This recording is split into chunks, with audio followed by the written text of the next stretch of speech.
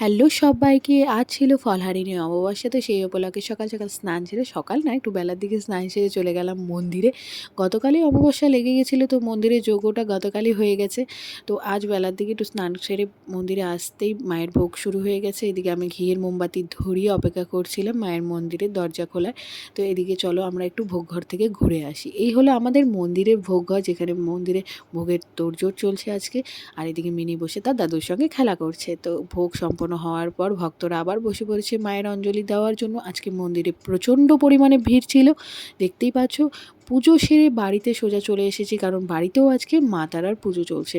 দেখতে পাচ্ছ ঠাকুরমশাই অলরেডি পুজো শুরুও করে দিয়েছে। এদিকে মা মানে বসে গল্প করছে এবং পুজো উপভোগ করছে। আর আমাদের এই ঠাকুরমশাই রোজ পুজো দেয় আমাদের এই বাড়িতে।